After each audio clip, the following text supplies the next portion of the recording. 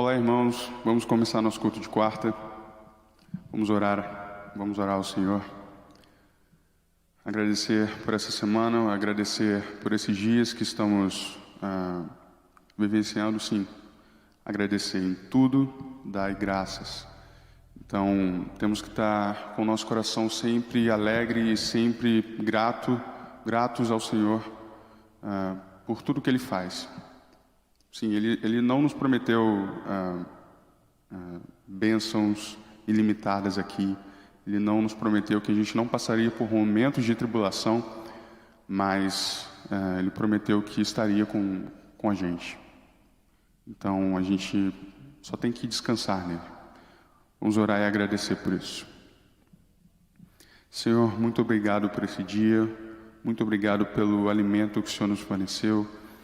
Muito obrigado pela saúde que o Senhor nos tem dado. Muito obrigado porque o Senhor nos tem guardado e que o Senhor possa estar abençoando e curando aqueles que estão precisando do Teu auxílio, precisando de regeneração, Senhor, tanto física quanto espiritual, Senhor. Que o Senhor possa estar ali os abençoando. Que o Senhor possa abrir o nosso coração para esse tempo de reflexão, nesse meio de semana que sabemos que é um pouco atribulado, um pouco movimentado, mas muito obrigado porque o Senhor faz com que a gente separe um tempo para estar falando contigo, Senhor, e que isso possa vir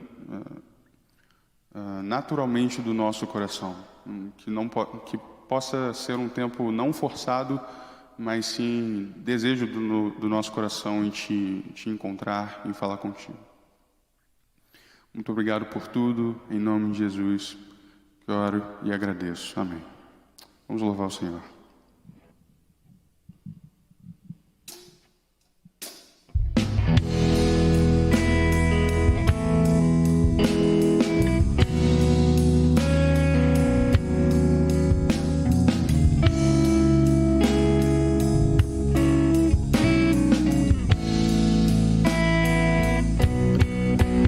Nas alturas do céu, do profundo do mar, dos limites da terra, louvamos-te com todo o coração,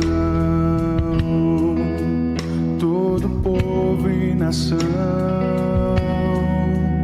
todos num só clamor, louvando o Senhor por toda eternidade. Tu serás coroado com louvor. Teu nome é exaltado, sempre magnificado com louvor, grande Senhor. Nas alturas do céu, do profundo do mar, dos limites da terra, louvamos-te com todo o coração, todo povo e nação,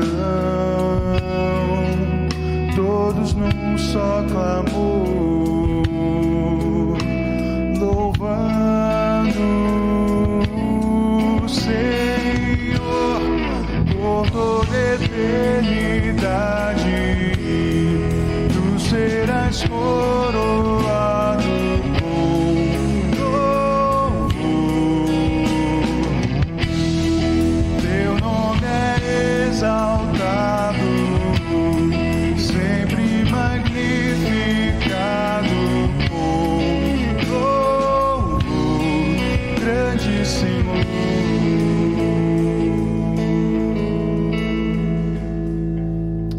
Amém.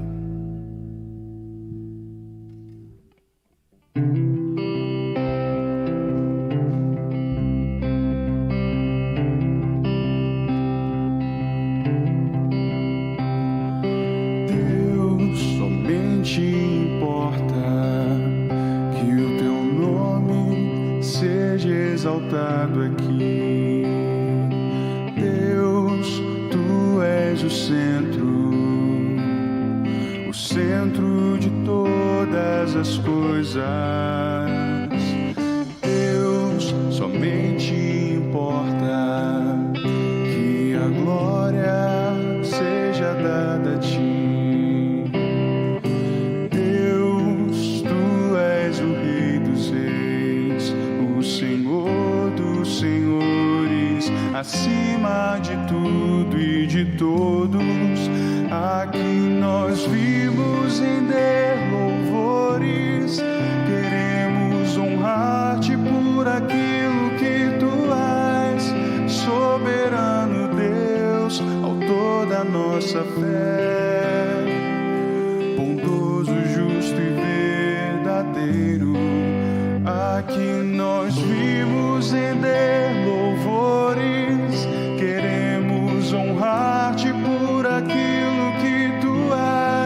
soberano Deus, autor da nossa fé, bondoso, justo e verdadeiro, reinas para sempre. Deus, somente importa que o teu nome seja exaltado aqui.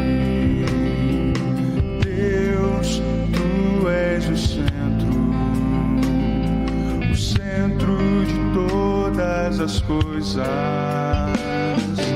Deus, somente importa que a glória seja dada a ti.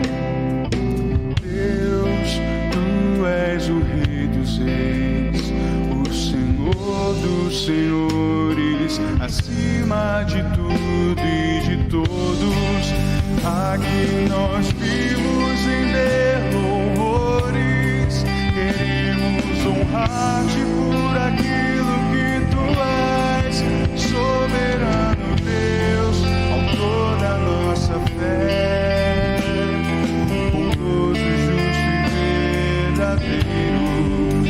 Aqui nós vimos render louvores, queremos honrar-te por aquilo que tu és, soberano Deus, autor da nossa fé, bondoso, justo e verdadeiro, reinas para sempre.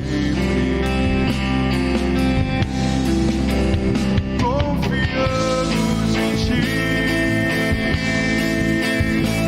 esperamos em ti, nos rendemos a ti em adoração. Confiamos em ti, nos esperamos em ti, nos rendemos a ti em adoração.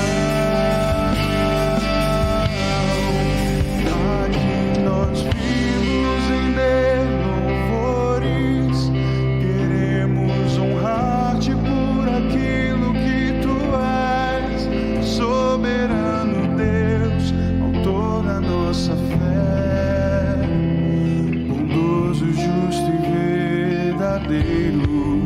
Aqui nós vimos render louvores, queremos honrar-te por aquilo que tu és, soberano Deus, autor da nossa fé, bondoso, justo e verdadeiro, reinas para sempre.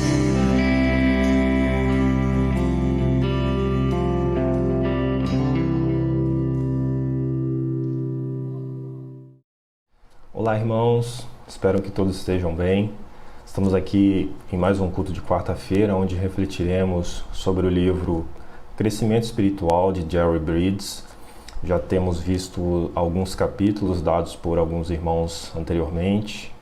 Esse livro aborda esse tema, sobre crescimento e maturidade espiritual, baseado na Escritura, e gostaria de trazer a lembrança a nós, onde está a nossa base e fundamento para o crescimento espiritual? A base e o fundamento estão no próprio Cristo, na obra que o Senhor fez por nós. Ele nos salvou, Ele nos resgatou. Então a gente tem a obra salvífica de Cristo em nossa vida, e isso nos introduz ao seu reino.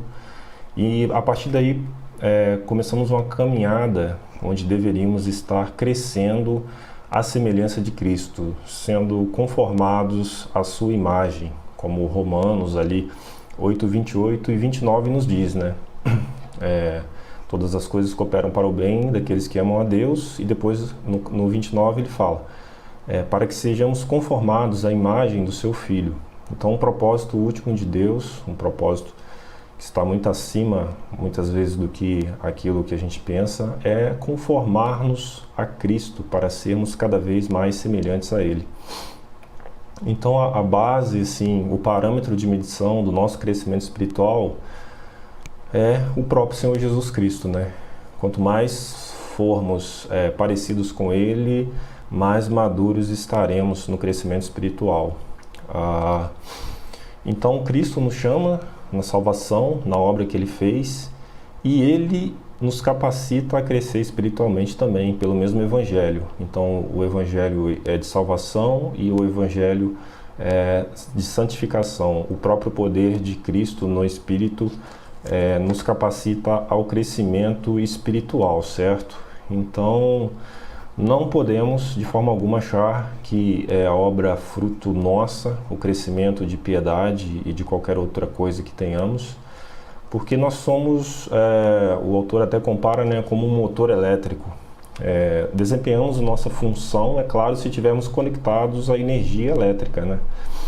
Então assim também, se não estivermos conectados a Cristo, não conseguimos fazer nada. O próprio Senhor Jesus disse isso: sem mim vocês não conseguem fazer nada, eu sou a videira, vocês são ramos. E claro, se formos cortados da videira que alimenta o ramo, né, secaremos. Então toda a glória é do Senhor, do começo ao fim, na salvação e na santificação. E o autor nos apresenta aqui que na santificação existe um efeito sinérgico, em que o Espírito atua em nós e nós fazemos algo também, certo? Nessa sinergia entre o Espírito e nós, para fazermos aquilo que Deus nos capacita a fazer. Então, a fonte do poder para fazermos o que temos que fazer é o próprio Cristo, e existe a nossa responsabilidade também, né? Em fazermos aquilo que devemos fazer para crescer espiritualmente e não ficarmos como meninos, né? Ainda tomando leite espiritual, quando já deveríamos estar comendo alimento sólido. Então, uma das questões que são importantes nesse crescimento espiritual, o autor falou de várias outras, né? Mas aqui nesse capítulo seria a comunhão espiritual entre os santos, a importância da comunhão espiritual entre os santos. Então o autor nos apresenta, né, essa necessidade que temos de comunhão. Ele começa ali na própria criação, né, em que o homem é feito e Deus vê que não é bom que o homem esteja só. Então ele cria a auxiliadora para o homem. Então vemos tanto na questão conjugal, mas também social, né? O homem, ele é um ser social, e o desenvolvimento espiritual do homem se dá também no contexto social onde ele está introduzido, na família, na igreja, na sociedade, no trabalho, né? Então nesse contexto de comunhão é que a Bíblia nos ensina grandes passos que podemos dar para o crescimento espiritual, com o auxílio da comunhão espiritual. Porque na comunhão é onde podemos desenvolver, né, o amor. O amor, ele é dado ao outro, né? Na comunhão aqui podemos compartilhar nossas questões, os nossos problemas, os nossos pedidos.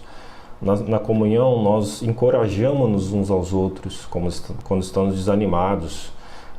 Na comunhão oramos, nos abrimos ao irmão, choramos por nossas lutas, nos alegramos pelas vitórias, pelas bênçãos que o Senhor tem nos dado. Nessa comunhão, nesse contexto, é onde podemos estudar a palavra de forma mais profunda, na dependência do Espírito. E uma passagem, o irmão ele pode ter um insight que o Espírito deu ali de uma forma mais profunda, ou de uma aplicação que a gente não estava enxergando, e com isso somos melhorados assim no crescimento espiritual, certo? Nessa comunhão podemos refletir também, pensar em tudo que Deus, lembrar-nos. O irmão ajuda a gente a nos lembrar tudo que Deus fez por nós. É onde nós nos incentivamos, onde nós prestamos contas sobre ministérios, sobre o uso do nosso dinheiro, sobre o que temos feito na família e tudo mais. Então, a gente tem algumas passagens bíblicas, né, que nos estimulam a isso, como ali em Provérbios: melhor é serem dois do que um, né? Como ferro afia o ferro, assim o irmão ao seu irmão. Não abandonemos a prática de nos reunirmos. Hebreus nos diz isso, não só como igreja, mas também nessa comunhão íntima, onde se dá o crescimento espiritual mais virtuoso. Então, dito isto, quais seriam os requisitos para que tenhamos essa comunhão espiritual, né? Podemos, de qualquer modo, iniciar um processo de comunhão com um irmão ou não. Então, o primeiro requisito é termos comunhão com Deus. Primeiro, na obra, na pessoa de Jesus Cristo, na salvação, e depois no dia a dia, na santificação, nós temos essa comunhão com o Senhor. Essa comunhão em conversar com Deus na oração, em escutar a Deus lendo a palavra, em querer obedecer a Deus em todos os aspectos da nossa vida, ter esse desejo, né? Então é isso, é o primeiro ponto. E o segundo ponto é termos o compromisso e responsabilidade sobre a vida daquele com o qual teremos comunhão. Então velarmos pelo outro, né? Nos preocuparmos com o outro, ter essa profundidade com essa pessoa e o compromisso com ela em querer o bem dela. Então esse é o segundo alicerce para a gente ter essa comunhão espiritual, certo? E tendo a comunhão espiritual, conseguindo uma pessoa, um irmão piedoso, maduro, que queira fazer esse processo conosco, o que faremos então, né? Então, o primeiro ponto é compartilhar verdades bíblicas, porque esse é o alicerce, né? O fundamento de todo o crescimento está na própria palavra, em sermos conformados a Cristo, e Cristo se revela a nós na palavra. Então, o alicerce de tudo que acontecer tem que ser na palavra. Então, todo o conselho, né, que esses irmãos forem darem uns aos outros tem que estar alicerçados na palavra. Tudo tem que partir da palavra. E podemos, talvez, se algum irmão tenha timidez, né, em querer colocar algo, começar, talvez na meditação diária de versículos que você faz, você anotar alguma verdade bíblica que te veio à mente, que o Espírito trouxe à sua mente. E no encontro que você tiver com esse irmão, na comunhão, você falar sobre essa verdade que o Senhor te revelou na palavra dele, e vocês conversarem sobre isso. E nesse processo vocês serão afiados, né, um ao outro naquela verdade. Ou talvez você decorar alguns versículos bíblicos e nesse momento de comunhão compartilhar esses versículos para que vocês reflitam sobre eles e o que o Senhor quer dizer a vocês através daquela palavra. Então seria um bom ponto de partida para compartilhar verdades bíblicas, né, entre irmãos. Podemos e devemos, claro, também, como segundo ponto, compartilhar com esse irmão, essa irmã, os nossos pecados, as nossas lutas, fracassos, os nossos desânimos, as conquistas e alegrias também, né? Então, esse é um processo de vida na vida, né, em que colocamos diante daquela pessoa na qual temos confiança e temos esse processo, né, de comunhão espiritual, todas as nossas lutas e aquilo que precisamos de ajuda, e para que essa pessoa ore por nós e nos aconselhe na palavra, certo?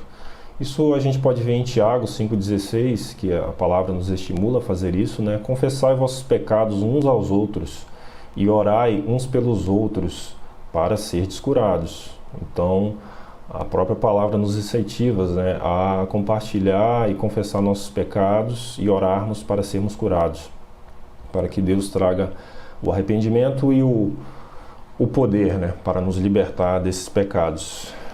Se você não tem um amigo ou alguém que possa ter esse processo de comunhão, acho que o primeiro ponto a fazer é orar, pedir a Deus para que Ele coloque uma pessoa na sua vida, para que vocês possam crescer juntos nesse processo tão significativo e tão engrandecedor, que traz benefícios extremamente virtuosos e grandes para a vida, para a nossa vida, né? Um outro ponto que temos que ter, né, nesse processo de comunhão é prestação de contas. Você tem que estar com o espírito disposto a ser esquadrinhado mesmo, a ser confrontado, a ser desafiado naquilo em que você tem falhado, naquilo que você deveria fazer. Então, é prestar contas sobre como você tem agido no seu ministério, na sua família, e ser aberto ali a pôr diante do irmão, né, os seus fracassos, suas impurezas do coração, a sua falta de disciplina, entre outras coisas, aquilo que é não conforme, né, a palavra de Deus, que você enxerga pelo poder do Espírito que ainda habita no seu coração, essas coisas. E tendo feito isso, vocês oram juntos, orar um pelo outro, se preocupar com o outro, colocar o outro na sua oração diária por aquilo que ele tem sofrido, pedido ou lutado, entendeu? E ter esse compromisso, né, como eu falei anteriormente, de responsabilidade pela vida do outro. Então, diante de todo esse processo, né, em que abriremos o nosso coração, colocaremos ali nossos pecados, coisas que não podemos falar, talvez com ninguém, né, assim, e a gente vai falar isso para alguma pessoa, então teremos que selecionar muito bem essa pessoa. Precisamos de amizades profundas, amizades espirituais, e como eu já disse, né, primeiro pedimos a Deus para que Deus ponha alguém assim em nossa vida, porque não podemos fazer isso com qualquer irmão em Cristo, certo? O próprio Jesus, né, quando ele andou aqui na terra, ele tinha aqueles discípulos que ele era mais íntimo, mais chegado, o discípulo João, Pedro ali, Tiago, que estavam mais juntos dele em momentos críticos, né? Então, até o Senhor fez assim. Também devemos buscar alguém assim, alguém que tenha o desejo de crescer no Senhor, esse desejo que Deus despertou em nós. A pessoa também tem que ter esse desejo.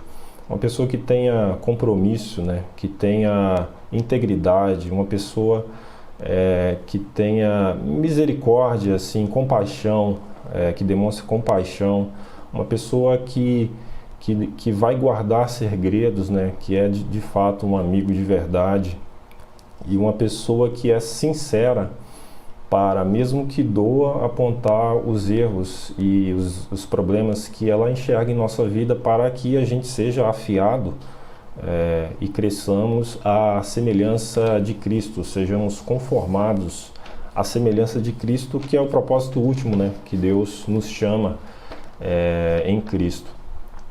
Esse processo ele também pode se dar em pequenos grupos. Na igreja nós temos grupos de comunhão, grupos de jovens casados, grupos de mais idosos, grupos de vida, né? Temos grupos de jovens, só que onde todo esse processo deveria se desencadeado, mas há algumas dificuldades nesses grupos, por serem muitas pessoas, muitas vezes, a dinâmica é um pouco diferente, né?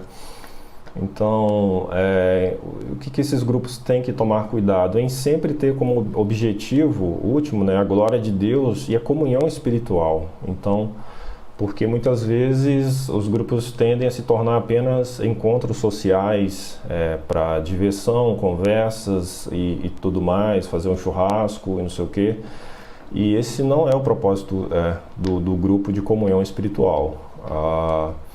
O processo ele se inicia em Deus, e o propósito é Deus, é sermos conformados à imagem do Filho de Deus, entendeu?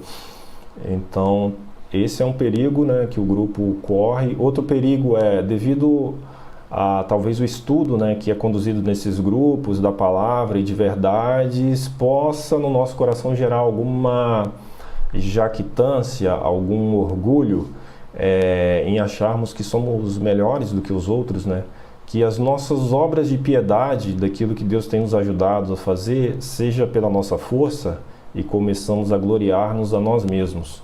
Devemos ter em mente os alicerces, que a salvação começa em Deus e a santificação também é fruto do Espírito em nossa vida. Não temos mérito algum em nada disso, entendeu? Então, essa verdade tem que estar na mente sempre, de que se Jesus Cristo nos cortar da videira, secamos como uma erva, entendeu? Então, do começo ao fim é Cristo em nossa vida, a glória é somente dele.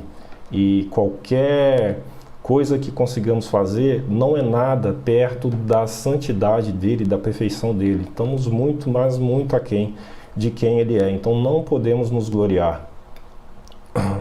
E outro ponto é que os estudos nesses grupos de comunhão e o compartilhamento de verdades não fiquem só no intelecto, né? Temos que aplicar no coração o que numa comunhão entre uma pessoa e outra apenas, entre dois irmãos, duas irmãs, pode ser mais fácil, né? Devido à intimidade maior que haverá, diferente de um grupo grande. Então, os grupos grandes, eles podem ter dificuldade em intimidade, em aplicar a palavra ao coração. Só esse ponto de atenção. Então, algumas palavras finais sobre esse estudo, sobre a comunhão espiritual para o crescimento espiritual que nós devemos focar na verdadeira comunhão espiritual e não somente em atividades sociais. Devemos cultivar profundidade de relacionamento espiritual e não somente amplitude ou muitas pessoas, mas ter ali um amigo, uma pessoa que você possa confiar e compartilhar todas essas questões de que eu falei aqui. Vemos que a vitalidade das igrejas ela pode ser medida com base na comunhão espiritual dos seus membros. Ali em Romanos 15, 14, né, Paulo ele diz, a igreja de Roma, cheios de bondade eles estavam, né? Então você vê que bondade é uma virtude que vem do coração produzida pelo Espírito. Então eles estavam cheios de bondade, eles estavam amplamente supridos em todo o conhecimento da palavra. E eles eram capazes, né, de instruir-se uns aos outros, entendeu? Então eles estavam cheios de bondade, eles tinham conhecimento, eles aplicavam esse conhecimento e eles eram capazes de ensinar isso aos outros. Isso é grandioso, né? A nossa igreja poder crescer nesse amadurecimento e comunhão espiritual de fato, aqui como Paulo coloca que a igreja de Roma tinha naquele tempo. E um ponto aí de grande, que nos traz grande alegria, né, é que fazendo isso estaremos agradando a Deus, porque Deus tem prazer nessa comunhão profunda que busca esse crescimento espiritual em sermos conformados à imagem do seu Filho. Ele diz ali em vários textos do Antigo Testamento, ele condena a superficialidade espiritual do povo de Israel em vários momentos da história, a hipocrisia, né? Eles escutavam o pregador, a palavra, mas não aplicavam a vida deles, e Deus detestava isso. Então essa religiosidade vazia é que a comunhão espiritual ela vai conseguir tirar de nós, porque ali estaremos juntos com outro irmão, sendo afiados, sendo confrontados e crescendo em obediência a Deus para a glória de Deus e através de Deus, da palavra e do Espírito. Isso traz grande alegria ao Senhor, porque lembra o que eu disse, né? Todas as coisas cooperam para o bem daqueles que amam a Deus. E no final ele diz, para serem conformados à imagem do seu Filho. Deus enviou o seu Filho e morreu por nós para sermos salvos e crescermos à imagem e semelhança dele, voltarmos, né, a termos a imagem e semelhança dele, até o final da nossa vida, como seremos chamados pelo Senhor para a glória. Isso é um processo que durará a vida toda, e participarmos de comunhão com pessoas piedosas ou grupos de comunhão espiritual é essencial e faz parte desse processo, e que possamos, com a ajuda e a graça do Senhor, ter o entendimento disso que foi colocado aqui, para que possamos buscar pessoas, ou que Deus mova-se em nós para que tenhamos, esse tipo de comunhão em nossa igreja. Espero que Deus os abençoe e até a próxima.